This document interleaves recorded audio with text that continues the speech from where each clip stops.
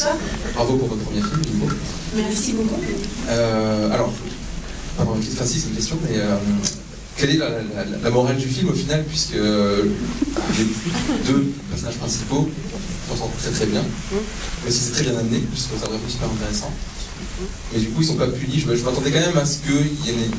Je pense que c'est plutôt le personnage de Laurent Lafitte qui fasse une erreur à la fin, du coup ça n'a pas été le cas. Mais... il a fait une grosse erreur déjà tout le temps. Au tout début. L'erreur est initiale. Une erreur fatale, entre guillemets, qu'il aurait confondu son crime.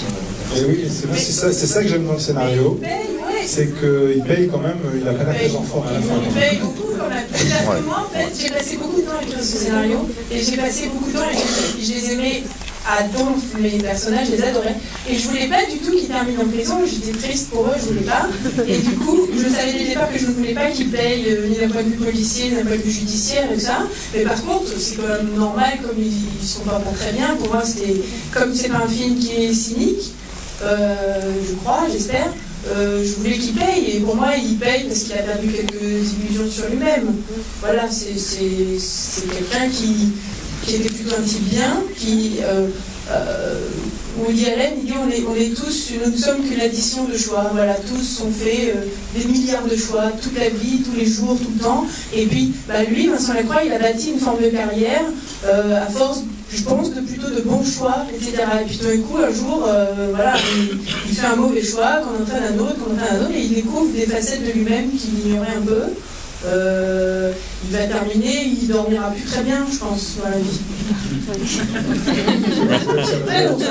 Je pense qu'il va avoir des problèmes de sommeil. Irréversible. Le dos et l'estomac. Je voulais juste savoir aussi si, du coup, Elle adore, c'était aussi lié au personnage de Colline. Ou pas du tout. Si, c'est sûrement. À la base, c'était plus lié au personnage de Muriel, mais... Ouais, c'est vrai ce que vous dites. Non, mais il y a beaucoup d'amour, en fait, dans ce film. Il y a beaucoup de sentiments. Et les flics, c'est vraiment un couple, et c'est une partition amoureuse autant que policière, et oui, c'est vrai.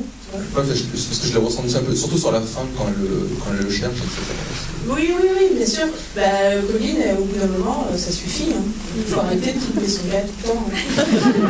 Non, mais j'aime beaucoup. En plus, c'est pareil, c'est un bon personnage, j'adore. Mais, hein? S'il est d'accord. Mais il n'est pas d'accord. Oui. Pendant la vie. Oui. Non, bien sûr, mais il n'est pas d'accord, et voilà, au bout d'un moment. Bonsoir. Bravo pour ce film-là. Merci beaucoup. Et pour le choix des acteurs. Je vais juste revenir sur une de mes scènes préférées avec Guy Berlin lors de la garde à vue, où c'est absolument terrible ce qui lui arrive et elle ne se laisse pas décontenancer une seule seconde. Et comment ça s'est passé, le passage où elle aborde avec dérision Tina Turner, Le Pen, etc. Comment ça s'est passé le tournage de cette partie-là? Parce que c'est risible, ça nous fait rire, c'est juste dramatique. Mais... Ça sort de l'esprit malade de cette... Oui, alors tout à fait. Tina Turner qui ne peut pas avoir de peigne. On est d'accord avec ça. D'où ça sort, on savait tous, en fait, cette scène elle est particulière. D'abord, c'est pas une scène, c'est plusieurs scènes à garde à vue, il y a plusieurs séquences. C'est assez long au scénario, ça faisait une vingtaine de pages, là, ça fait une vingtaine de minutes, c'est long. Déjà, à la lecture de scénario, tout le monde n'aimait pas le scénario, mais ceux qui l'aimaient beaucoup, et ils aimaient beaucoup ça. Et on savait tous que c'était un rendez-vous important. Et pour la petite histoire, moi j'ai écrit beaucoup de versions de ce scénario, ça m'a pris beaucoup trop de temps et d'années. Mais j'ai écrit à peu près 20 versions de scénario, et cette séquence, j'ai écrit d'une traite dès la première version, et ça n'a jamais changé. C'est-à-dire que j'ai bâti, débâti, reconstruit la maison autour, mais ce mur-là, porteur, il est resté jusqu'au bout. Avec Tina Turner, avec tout le monde, avec tous nos amis. Tina Turner, son peigne, Klaus Barbie, tout ça. Et bref, au tournage, moi je l'ai préparé à mort. Au niveau du découpage technique, de la mise en scène, tout ça, je savais que 20 minutes de film, c'est à peu près une semaine de tournage. Et Sandrine, elle est restée pendant une semaine à la même place, assise avec son pull rouge pourri et ses petits cheveux qui, au fur et à mesure, devaient se mettre pas bien, en bataille, sur cette chaise, avec ses interlocuteurs qui lui tournent autour pour pouvoir varier les cadres, etc. Et elle savait aussi qu'il ne fallait pas la rater, cette scène. C'était important, c'est un des climax du film, et où je pense que tout ce qu'on a semé, tout ce que le film a semé pendant 1h15, là, normalement, on devait récolter. Et elle a joué ça, je pense, comme je l'ai écrit, comme une flèche. Un beau livre. Bonsoir. Tout d'abord, bravo, parce que pour ce film inclassable, qui commence comme un thriller, donc tout le monde sait pertinemment que Sandrine Kiberlin n'a pas fait ce qu'elle devait faire et qu'elle se pose. Oui, on se pose tous une question de qu'est-ce qu'elle a fait du corps, et qui finit en comédie charmante. Petite question, il y a une scène qui m'a un peu déstabilisée, c'est la scène du Ben avec la petite fille. Et oui, la petite fille qu'on ne voit pas du tout, et puis ça tombe là. Ouais. Elle ne sait plus. Oui, je comprends ce que vous voulez dire. C'était une forme de respiration aussi. Je trouvais ça bien de montrer ce chanteur qui, en gros, Laurent a un parcours d'acteur assez ardu. Il faut voir comment il l'a bien joué. Il a 10 minutes pour montrer à quel point il est solaire, sympa et marrant, et après c'est juste une descente aux enfers. Donc je trouvais ça bien qu'il ait un enfant, je trouvais ça bien qu'on le voit s'occuper de son enfant, je trouve que c'est une scène qui est douce, qui arrive à un moment peut-être, ça fit bien, c'est une petite respiration. Je voulais qu'il y ait un cochon dingue dans mon film. Voilà, c'est un moment, un endroit où on le voit doux, attentionné et s'occupant de son enfant. Et moi, voilà, j'ai des amis que j'aime bien. Je n'ai pas d'avis sur mon producteur.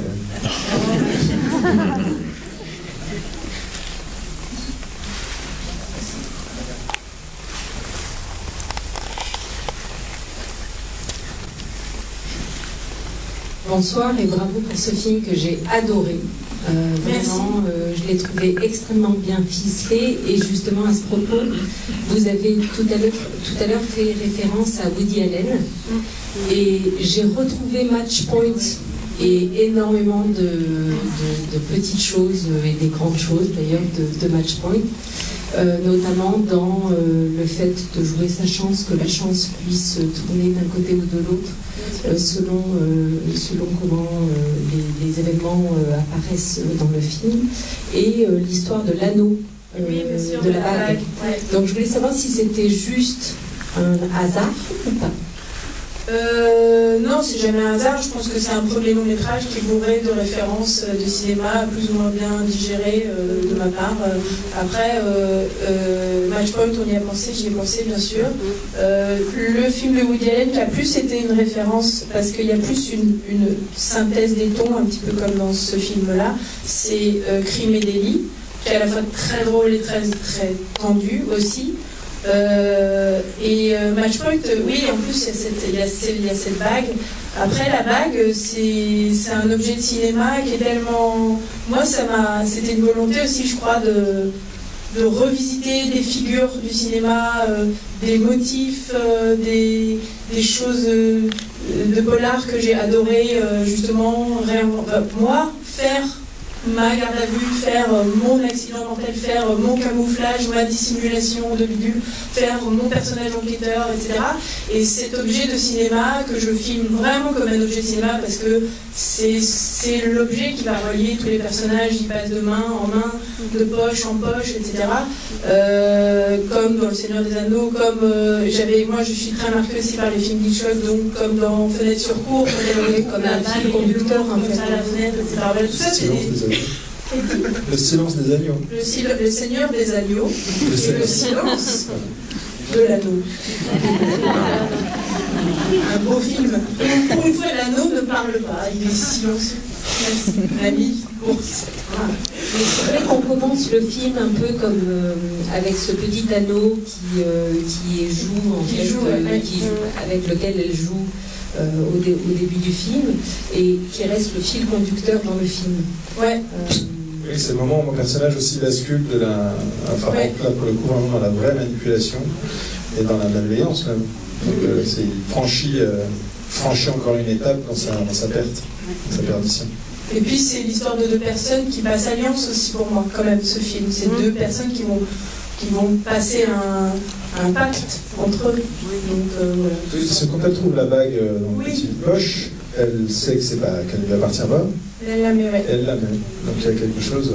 Ça, c'était vraiment du cinoche, comme dans le Silence des Anneaux, tout ça. Non, comme dans le Seigneur des Anneaux. On est attiré par cette bague. Ah, là, c'est le Seigneur des Anneaux. Le Seigneur. Oh.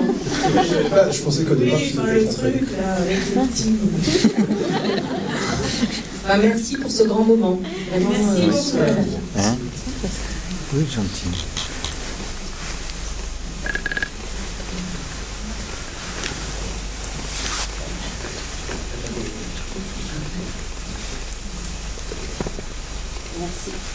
Tout d'abord, je tiens à vous féliciter pour votre film. Voilà, il est vraiment très réussi. Merci. Et je voulais vous dire aussi que vous avez le talent de réalisatrice, comme votre mère, Miu Miu, a un talent d'actrice.